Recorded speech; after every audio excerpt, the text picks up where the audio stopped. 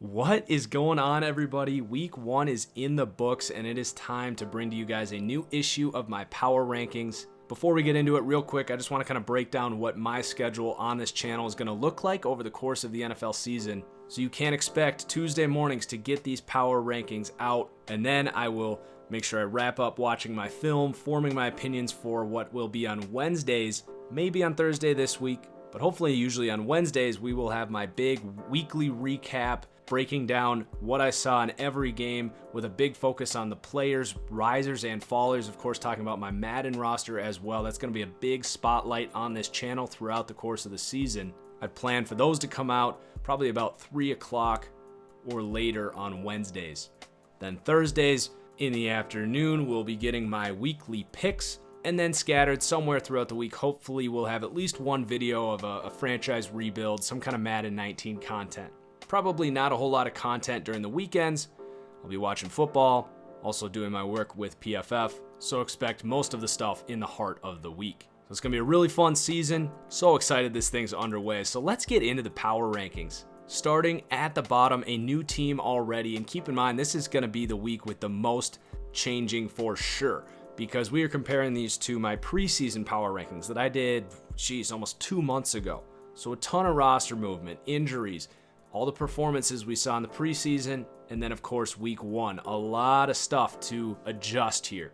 So with that said, a new team dead last here, the Buffalo Bills, moving down 4 spots. It's one of the worst offensive surrounding cores I've ever seen. Human sacrifice is illegal in the States, yet the Bills got away with it, throwing Nathan Peterman out there at Baltimore, which is a really good defense, especially at home. So I don't think they're going to look that bad all year, especially when they get to play at home and let that defense shine a little bit, because they do have some talent on the defensive side of the ball. Personally, I'd keep Josh Allen out. He was raw to begin with. I like the future with Josh Allen, but you don't want to ruin it. So moving on to number 31 here, we've got another huge faller, and it's the Oakland Raiders. Obviously, the Khalil Mack trade being reflected here. I think this is going to be the worst defense in the NFL this year. Could be a historically bad defense. Now, they came out with some energy in the Monday night opener. I thought they played hard under John Gruden. I thought Gruden actually did some nice things from a coaching perspective, but defensively, they just lack talent. And offensively, you got a quarterback with a cannon arm who seems to be terrified to look downfield and extend plays to move downfield. He's just been a check down monster over the last 2 years, and it's so frustrating because he's got so much talent, and he's got a great receiver in Amari Cooper, and he's got a pretty good offensive line. Just not showing the development that I thought he might have after that second year where he was like an MVP candidate. So, I'm not willing to write off the future of this team, but I do think this year it's not going to be pretty in Oakland. At number 30, the Cleveland Browns, definitely not the pushover that they were last year. They're going to play in a lot of close games now, just like I said, all summer, and reinforced after seeing Hard Knocks. This team needs to find out how to win, and that's not rhetoric. That means who's making plays for you in the fourth quarter, who are your go-to guys, managing the clock correctly. A lot of stuff just comes from experience and confidence, things that the Browns just don't have right now. The defense is going to be all right. The offense basically gets an incomplete in that game. Number one, they were facing a pretty bad defense to begin with, but the weather conditions were also just basically to the point where analyzing the offense was impossible. So we'll see. It's definitely a more competitive team. And then at number 29, the Tampa Bay Buccaneers, who I basically shredded all summer for Jameis Winston. I thought they should have drafted a quarterback even before the whole incident, before the suspension came. I was selling all my stock on Jameis Winston. I had no more stock left to sell when that news came in. But then out of nowhere, Ryan Fitzpatrick has this crazy game. Now, the Saints defense, what the hell was that? This game was so weird. And, I'm not going to say the Bucs can't, have this good offense. They have a ton of weapons. It would just be hilarious if Fitzpatrick led one of the NFL's best offenses this year. But I need to see it for a second week. I don't think that defense is that good. So I'm not going to overreact here. We'll see how this thing plays out. Jameis is set to come back as well. It's going to be an interesting 2 weeks. And then you talk about taking a wait-and-see approach. The Miami Dolphins coming in here at 28. Now, they move up a few spots just by default. But this was a weird game. You had a huge delay in the middle of it. Basically, all of Tennessee's impact players, including their quarterback, Mariota, left the game. Now, I've been very low on Miami all off season. That said, I did pick them to win this game. I thought it was kind of a trap game for Tennessee. It didn't really play out the way that I had kind of predicted, but Miami did get the win. But I just don't really see the upside for this team. I think they hover around this bottom 6 all year. And then at number 27, we've got just a pitfall here for the Detroit Lions. And I know it's just one game. Ton of turnovers. I do understand all that. They even had some injuries. Ansah, Slay leaving the game. But look, you bring in a new head coach, and this team was flat. They did not seem inspired in a home opener to play for this coach. The defense was miserable, and the offense was even worse. This team's got a long bounce back from this one. Everyone in this division looked really good this week. I just don't see this season playing out very well for Detroit. I think they're going to start to just get kind of buried by this NFC. It's just full of more talented, better coached teams. And then at number 26, we got the New York Giants. I'm like super slowly rising on this team, and I'm rising from having them very low. So nothing crazy here. You know, they got some playmakers on offense, and their defense is fine. They're pretty healthy right now. Saquon showed some nice things. And if Eli Manning can hit a wide open Odell Beckham in the end zone for a go-ahead touchdown late in the game, they probably beat Jacksonville. But the thing is, that's what Eli Manning is now. They passed on Sam Darnold to take a running back. So the Giants at 26, and then the other New York team moving up here 5 spots, the New York Jets, just slaughtering the Lions in Detroit. Sam Darnold, some good, some bad. You guys know I'm as big of a Sam Darnold truther as you're going to find. Really good job responding to the poor decision early on the interception. He throws the touchdown to Robbie Anderson. Twitter's just so funny, man. Some people see an amazing throw. Some people thought he drastically underthrew it. It was a fine throw. They say, I think it was Donovan McNabb that said this. Michael Lombardi certainly says it all the time. Some quarterbacks hit the door, some hit the doorknob, some hit the keyhole. I thought that throw to Robbie Anderson, he hit the doorknob. But in a world where there's so many quarterbacks afraid to take risks, I do like that element to Sam Darnold. I'm going to stand by the Andrew Luck comparison until he gives me a reason not to. The Jets, definitely on the up and up. The defense looked all right as well. At number 24, the biggest movement of the week, the Dallas Cowboys. Now, I picked them to win in Carolina because I figured it'd be a low-scoring game, but Dallas could do nothing offensively. And Carolina's got a good defense, but in order for Dallas to produce where I was ranking them in the mid-teens, I was projecting a top 10 or so offense, and this looks like it's going to be one of the 5 or 6 worst offenses in the league. Look, we know what Dak Prescott is at this point. He's Andy Dalton. His game manager, not a super high ceiling. So when you don't surround him with good weapons and the offensive line isn't what it once was, it's just not a very good offense. Defensively, I think they've got some nice pieces, but it's not a defense that's going to carry this team. I think by the time they do get Travis Frederick back, it could be too late. And I do think this team's going to have a tough decision to make on if they want to pay Dak Prescott or not. I don't think it's the craziest thing in the world to let him go. So we'll see how the season plays out. They can't look much worse than they did this week, but I definitely was overranking them. And then number 23, the Cincinnati Bengals. I kind of like this team coming in. I thought they showed everything I expected. A good pass rush, a bad offensive line. Joe Mixon's going to play really well this year. John Ross, kind of a potential breakout season. A healthy A.J. Green. They got enough pieces on offense to do some nice things, paired with a pretty solid defense. It's just a really good team. I think they're going to be in the mix, definitely, when all's said and done for the maybe even the division. So moving on to number 22, the Chicago Bears. Now they actually move up 2 spots. This defense is going to reach a point of being a top 5 defense this year. Once Roquan Smith gets fully acclimated, they're playing Khalil Mack, who just was a menace for the entire game. Yeah, it's going to be a top 5 defense at some point. Right now, it's still a really good defense. Give them a week or two, I think they'll get there. Now, offensively, Mitch Trubisky had some, I'm going to say this kind of hesitantly because of the things I've said about this player on this channel, but some Blake Bortles type of concerns. Big thing I have with Blake Bortles is you just don't know what you're going to get every play. And as an offensive coordinator, it is so frustrating. And we saw that in this game. They buckled up. Matt Nagy he didn't trust his quarterback. They didn't open up the playbook because he played scared. And that's what you get with Blake Bortles. Now, Trubisky has I think way more accuracy, more confidence and composure in the pocket. And I think there's pieces around him where, he can get out of this and end up having a pretty solid career. But right now, he's just not a quarterback I can trust. So the Bears at 22, and then at 21, the Jacksonville Jaguars moving up a couple spots. Look, the defense is really good. The offense isn't. That game in New York looked pretty much exactly like you could have drawn it up. Low-scoring game. Eli Manning missed some throws. Jacksonville limited what Blake Bortles had to do, but Blake Bortles still made some mistakes. Pretty much right up to script. And then at number 20, the Colts, who did lose.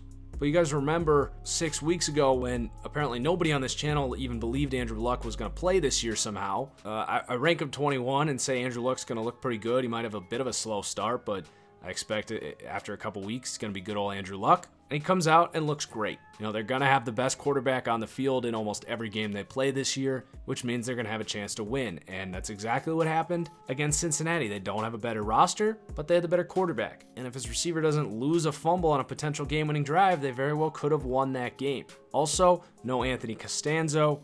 In that one of the best pass-protecting left tackles in the game. They got to get him back healthy. I think the Colts are right in this thing, though, in the AFC South. Number 19, the Arizona Cardinals. I could just be too high on this team, mainly this offense. I didn't think they would get blanked at home. I thought David Johnson was going to have a nice outing. I figured that'd be a good game, but, I'm going to give them another week to kind of collect things offensively. But, the O-line and the receivers could just be too big of a hole here. And the defense has some playmakers, but also has some holes. So it could just be a team that's not ready to compete this year. And then 18, a big fall here for the Carolina Panthers. Now this is mostly just because of the 2 tackle injuries. And when I ranked them 13th, both Khalil and Darrell Williams were healthy. Now they're not. I don't like Cam Newton when he faces a pass rush. He's inaccurate, and I don't like his pocket awareness. The defense is great. It's going to be a top 5 to 10 defense. I do have some questions in the secondary, but I just feel like this is an offense that could shut down any given week, and that terrifies me. And then moving on to 17, the Houston Texans actually staying put here. Now, Deshaun Watson did not look very good, but the 2 questions for the Texans this year were, how does Deshaun Watson look off of a rookie year where we saw 7 really good games, but was an unsustainable performance rate? And I thought he looked really bad, inaccurate, bad pocket awareness, didn't really run as much as I expected against the Patriots, so that's a concern. But on the positive, I don't think people are talking enough about how good J.J. Watt looked. Second half of that game, he was in the backfield almost every single snap. Now, the stat line's not going to look that great, but he just dominated. The Patriots really couldn't do a whole lot offensively. Outside of some big Gronk catches, they just didn't have much of an offense. And this defense is going to be legit.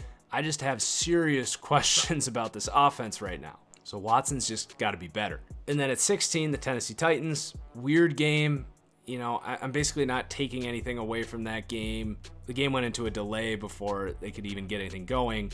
And next week's going to be more telling. Obviously a lot of hype around this team, a new coach, some big additions, but a pretty disappointing opening. And then a big climb here for the Denver Broncos. A lot of this is just health. They haven't picked up any injuries, but also to see Demaryius Thomas and Emmanuel Sanders out there playing at a high level is really encouraging for this team. We saw what Case Keenum could do with a good receiving duo. I've been saying that this is a really similar situation to the Vikings last year. You've got a potentially elite defense. Von Miller was unblockable. Khalil Mack had the spotlight of Sunday Night Football, but I think you look at what Von Miller and J.J. Watt did last week, I don't even know if Khalil Mack had the most dominant defensive performance this week. Bradley Chubb's only going to get better as the year goes on too. So, I just like kind of the momentum Denver has right now. Case was not perfect in this game, and he's probably going to cost this team some games down the road, but they're looking pretty good. And then the team that they beat, the Seattle Seahawks, at 14. Now, everyone's still going to be saying, even more so now, that the sky is falling for the Seahawks. That was a terrible matchup for the Seahawks. You do realize that, right? And they almost won. You had the worst offensive line going against the best pass rush in the NFL probably, and the Seahawks still almost pulled it out. Earl Thomas is back. Everyone's like, oh, he's getting traded. I was like, they're not going to trade him. It makes no sense for this window to get rid of him. He can stay put with him and Bobby Wagner, continue to play good defense and reinvest that culture back into that defense, and Russell Wilson can just make plays. He's an elite quarterback. Now, I don't think this is a Super Bowl contending team, but it's still a team that can win any week. And then a huge climb here for the Washington Redskins. I just love how this team is constructed. Even now with Geis getting injured, and I thought that was going to be a big blow, but Adrian Peterson's not a bad replacement for what they lost in Darius Geis.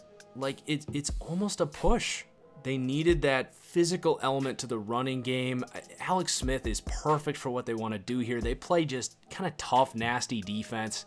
I don't think they're going to look as good as they did against Arizona every week, but they just got some freaking ballers on defense. They're going to take care of the football. They can now run the ball. They're going to have an annoying passing game. If Jordan Reed can stay healthy, that's a whole nother animal. It's crazy. I mean, who knew Alex Smith was going to be everything the Skins needed? But it does look that way. This has got to be the highest they've been ranked, for me at least, for a long, long time. Look out for the Redskins. And then a not so optimistic outlook for this East Coast team, the Pittsburgh Steelers, -7. And I don't think people that have been kind of following my videos the last couple weeks are going to be too surprised by this. It's kind of predicting doom and gloom for Big Ben and this offense. I think this defense stinks, and it was even worse than I ever could have imagined offensively. Now, the weather conditions, that's what Big Ben has been over the last 2 years. When it gets cold, when it's rainy, outdoor football, he doesn't have what he used to have. You don't have Le'Veon Bell to control the kind of short passing game and running game. Yeah, James Conner looked great, but he's not producing the same impact that you're getting from Le'Veon Bell. And I'm kind of out on the Steelers, man. They got a culture problem. They don't play defense. And now I'm starting to have questions about the offense, which is just terrifying. And then the Atlanta Falcons falling -4. I didn't think it was possible for me to get any lower on Matt Ryan. I felt like all summer and all of the last 2 years since I started this channel, I've been fighting off Matt Ryan truthers. And he was exactly what all of my criticisms have always been about Matt Ryan. When you need a play, when you're playing a good defense and you can't scheme them up, and you are relying on your quarterback to make a tight window throw, to elude a defender and get outside the pocket and make a tough throw. Or hell, just throw the ball anywhere near Julio Jones when he has a one-on-one matchup deep down the field instead of dropping it 20 yards to the right, screwing up your mechanics so the ball doesn't even land anywhere close. Or like when the game's on the line and you're on the 5-yard line twice, how about we throw the ball inbounds, not out of bounds, and give the best jump ball receiver in the NFL a half-assed chance at catching the football. And this is gonna sound crazy, but that was one of the worst quarterbacked games. Like, count Eli Manning, count Blake Bortles and everything he did last year. Matt Ryan's performance on Thursday night is right there with some of their worst games last year, easily. And then, defensively they're fine, but they lost Keanu Neal. They're thin up front. You could just see Philly, when they wanted to take over at the end of the game and they needed to run the ball to close the game, they kind of had their way with them. So I still think Atlanta's pretty solid and a playoff contender in the NFC. But I'm really glad I didn't, buy into this team as a Super Bowl pick this year, because I would have been so disappointed in myself after just being reminded yet again how close Matt Ryan is to Andy Dalton and Dak Prescott. All right, number 10, the Baltimore Ravens. They look good, man. They're just playing defense. Joe Flacco looks all right. They're healthy for the first time in years. So I've got them passing up the Steelers here. I picked them to win that division, and honestly, I'm feeling pretty damn good about that right now. Excited to see them take on the Bengals Thursday night. Should be a good one. And then number 9, the San Francisco 49ers. Jimmy Garoppolo did exactly what I said he would. I said he was going to struggle at times against that Vikings defense, and he did. Just like any quarterback in this league would struggle in Minnesota in a home opener against a fully healthy Vikings defense. They're just on another level. Jimmy Garoppolo made some spectacular plays. I thought he actually had really good rhythm and honestly looked better than probably any quarterback did against the Vikings all last season. I'm not backing off the elite quarterback thing. My only concerns is he missed 2 kind of slants that were easy throws that had huge impacts on the game. One resulted in a pick, and one should have been a touchdown. So he's got to correct that. And if he makes those 2 throws, they just might have gone into Minnesota and won. That's also without Reuben Foster and in a game where Marcus Goodwin, who I consider their best receiver, left early and didn't return. So I still think the Niners are set for a really good season and are right there with the Rams in the NFC West. Number 8, the Chargers. They're not moving here. Some people are overreacting here. It's more of the same for the Chargers. Missed field goals. They finally, garner some momentum after a really slow start in this one, and they muff a punt. It was just a classic Chargers game, and it is what they are. I don't know if they're cursed or just they choke. But that said, you still look at this game, and the offense was dominant, and defensively, they didn't look great, but they were playing without Joey Bosa. So I still see an incredibly talented roster, and I'm going to hold faith that they can kind of get things straight and play better. But I do have the Chiefs passing them up as the Chiefs come in here number 7. Patrick Mahomes looks great. I think we're seeing some overreactions in the media. 3 of his touchdowns, he threw 4 touchdowns, had a really nice game. Don't let me take anything away from him, but 3 of his touchdowns, weren't really on him. 2 of them were literally those jet sweep plays, where they just kind of pop the ball in front like a yard, if that, and the receiver sprinting catches it and goes into the end zone. So 2 of his touchdowns were those plays in the red zone. And then 1 was like a 10-yard slant to Tyreek Hill that he literally took 80 yards and just was incredible outrunning the defense. So statistically, it kind of lied, but he looked good. He took care of the football. You can obviously see the arm talent. He's comfortable, and that's more than a lot of these young quarterbacks can say. So I'm buying the offense. The defense, still got to get Eric Berry back before I make any judgments, but it's not a great defense. They're going to have to score a lot of points if they want to go far this year. And then number 6, the New Orleans Saints. And we're not hitting the panic button yet, but that was a seriously concerning performance. They regressed like 3 years defensively. They took that huge step forward last year, and credit the people that said they were going to take a large step back defensively. I had a hard time seeing that. I see a talented roster on paper that only added more pieces. I thought last week was the biggest lock of the week, and they blew it. The defense was miserable. That said, Drew Brees looked fantastic. And if the defense can correct some things, which I think they can, considering half of those points were just like blown coverages, you can correct that stuff. They still got a ton of talent, and to see Drew Brees looking like 30-year-old Drew Brees, that's at least a little encouraging. And Michael Thomas looked great as well. So they were my Super Bowl pick in the NFC. I'm not completely panicking, but I don't feel very good about it right now because a lot of that was thinking they were going to have a top 10 defense. And that's certainly not the defense that took the field this week. Number 5, the Rams, just kind of by default, coming up +4 here. Defensively, they're going to be super solid, but I do think the Raiders already showed off the bat here. You can exploit some matchups with linebackers on running backs and tight ends and stuff. That it's a really weak linebacking core, and that includes the edge rush here. And then offensively, I think Jared Goff falls right in there in that Matt Ryan, Andy Dalton category. He's just not out there winning games for you. You set everything up for him, and he can execute. But I'm still projecting a pretty big drop-off offensively, and they didn't exactly light it up in Oakland against a pretty bad defense in week 1. Number 4, the New England Patriots. Look, they took care of business just like most people expected. I did pick the Texans, but this team really did not do a whole lot offensively.